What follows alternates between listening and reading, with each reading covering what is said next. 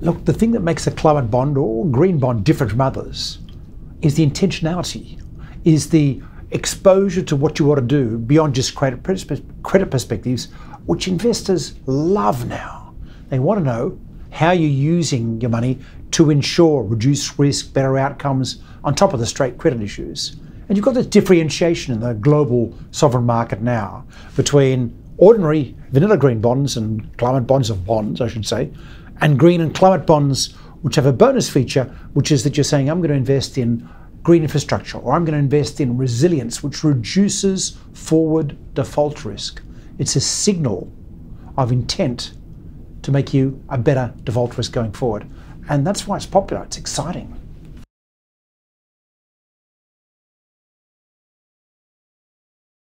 Well, in terms of the sovereign and government level, and there's a subnational, of course, as part of this, you've got green bonds where proceeds are going towards climate action of some sort. You've also got cousins of those, resilience bonds, where proceeds are going towards preparing for crisis like water scarcity, or social bonds, which go to address issues which will improve the resilience of a society in the context of the kinds of climate impacts that are coming through. There's a whole thing, there's other streams like this, is blue bonds, sustainability bonds, sustainability linked bonds even. It's becoming fractally complex. The whole common idea here is bonds with intentionality. Bonds where you're showing what it is that you're doing beyond just the credit issues. You're giving investors a bonus. They love the bonus.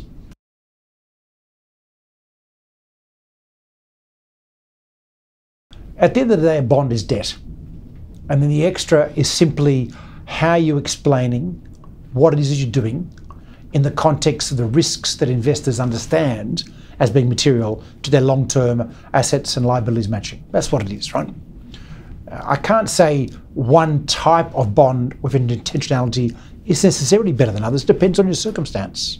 For many people, they can do use of proceeds bonds, say for resilience investments in emerging markets, or for mitigation investments, typically in richer countries with more mitigation work to do. But for some people, then the debt for nature swap's quite a good model, where distressed debt issuers or distressed debt rollover, for example, can be really useful if you want to need to get down the cost of your debt and did you make environmental commitments. We now have investors who are really happy to support that.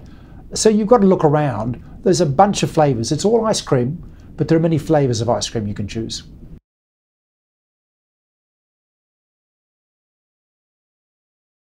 You know, if you're doing one of these, you have to not just say what it is that you're going to do.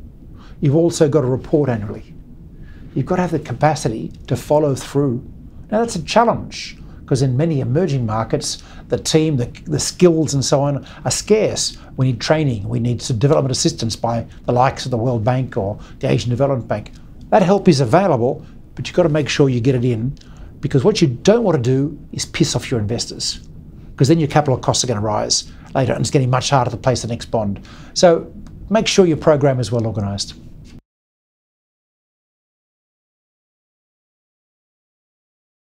So in the reporting requirement, the key stakeholders are clearly the investors, because they're the ones who have to assess everything.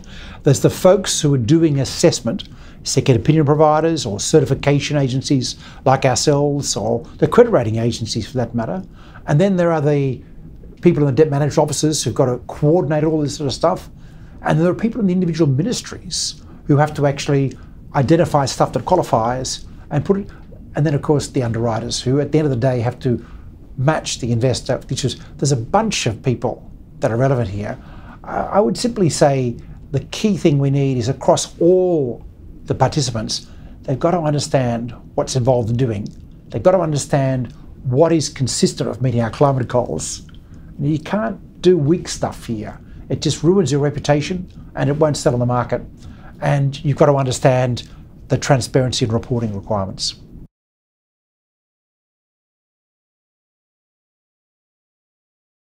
Look, on what's the success so far? It's worth noting that nearly half of all regular bond issuers at a sovereign level globally have now issued thematic bonds. It's incredible. And we're continuing to climb as a share, and everyone who's issued is trying to grow the programs. The challenge they find is once they get going and the programs are so successful, they get excited by it, that they have to then find more things to put into their thematic issuance. And of course, that's the pressure we're trying to create here.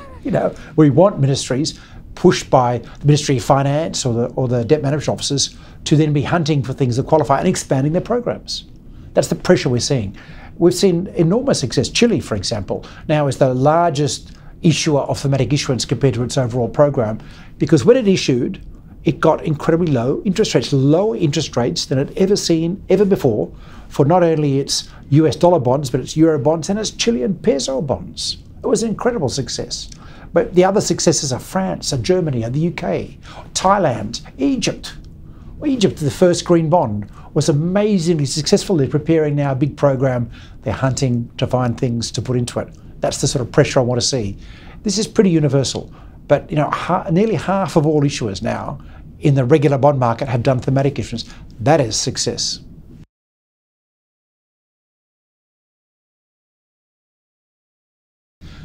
There's a very simple reason why these bonds have increased in the last few years, and the overall bond market has gone from about 2 billion when we started about 12 years ago to 3.5 trillion now, is because investors are concerned about a range of risks other than straightforward short-term credit. And they're trying to figure out how to bring them into their portfolio management.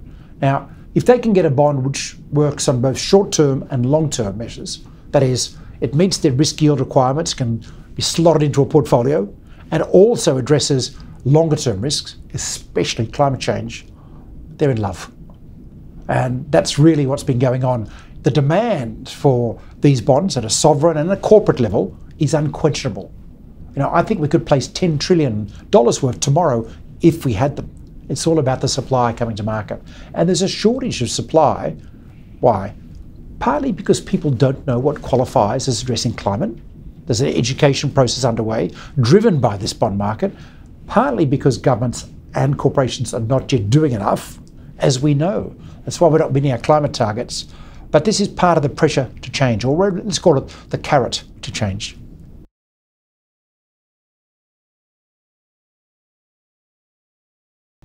In terms of lessons learned, the key thing is get your program organised up front.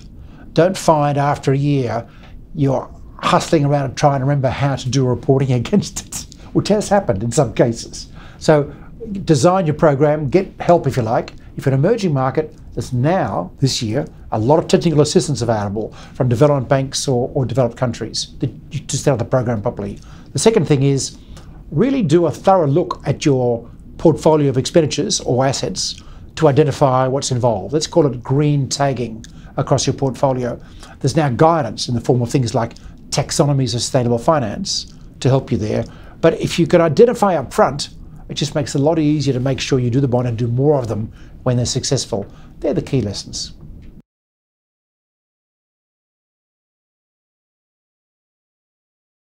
Look, in a way, there's no rocket science about this. They constructed a good program up front. They identified assets that qualify, and then they issued, in a very simple, straightforward way to market, use of proceeds bonds that were equivalent to other bonds that had the bonus feature. Every country can do the same. It's just a matter of whether you actually follow through the paperwork. Let's just call it that. It's a bit like anything really. Planning for what you've got to do in a year's time is actually part of the initial program, and those two governments did a good job of that. I mean, they had help. They had technical assistance from development banks to get there, and that's what you can do. In developed countries, we've seen a similar, let's call it thorough process around European issues like Spain or Sweden or Ireland, for that matter, to get their programs designed up front. Sometimes takes 6 months, take it a year in some cases, to get it all placed, to get the ministries involved, and then it just happens like clockwork. It's a lot easier if you design things up front that way. I think that's the primary lesson. The secondary lesson is a bit of a tough one, because no one's been successful at this, which is to identify enough expenditures and assets to justify the scale of the program when it gets going. And that's challenging. Egypt and Chile both find those hard, even though they've had successful first issuances and Chile is now up to, I think, about 70% of all its debt is thematic, but they would like to go to 75%. Hey, that's the kind of pressure I want them to have.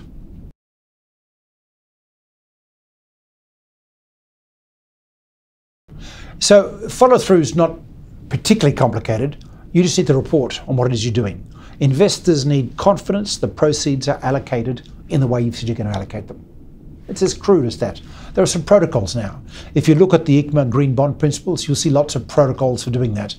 We've been adding in definitions of what counts as green or adequately ambitious, both the Climate Bonds Initiative and through national taxonomies or the European Commission taxonomy. The guidance is there, but you have to plan. So after you've allocated the proceeds, you expect it to do a report back to market. If you're getting a climate bond certification, we expect our annual letter just to confirm everything's done.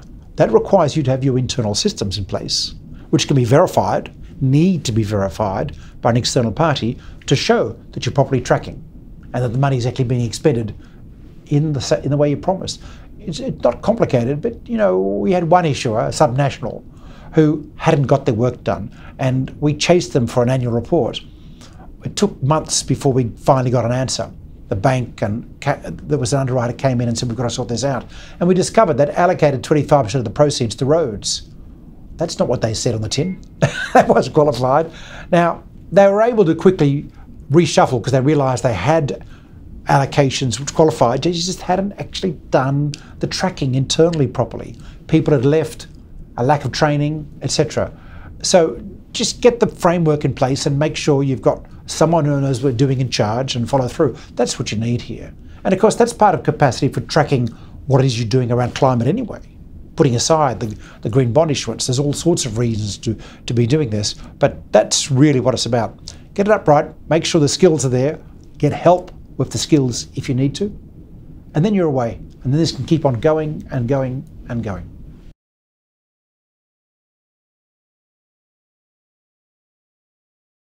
The key thing about what you want to avoid doing to not piss off your investors, to use the colloquial language, is to make sure you follow through and do what it is you said you're going to do, which of course is a challenge sometimes of changing governments and changing staff. We understand that. Set up your programs for continuity. And that's what a debt management office manager has to be in charge of doing and make sure it actually happens.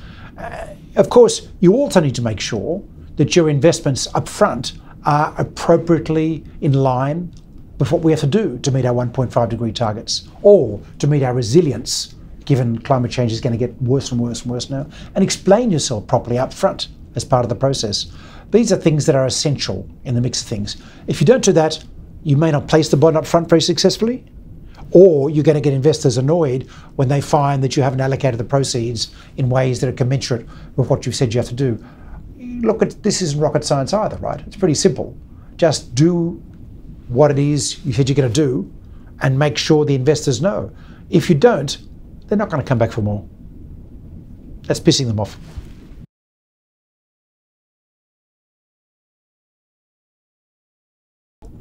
The reason why an issuer would do a climate bond is they're going to get much greater investor interest. They're going to get stickiness, that is, investors, if they get the reporting right, come back again and again and again, and they'll probably get a little bit of price benefit as well.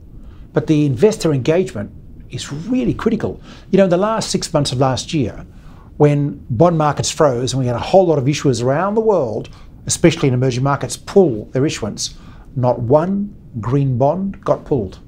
They're all successfully placed. Now that is gold dust if you're a treasurer, all right? That's fantastic. Now, on the other side, from the investor perspective, they're looking for bonds that can meet two objectives which they find difficult to reconcile.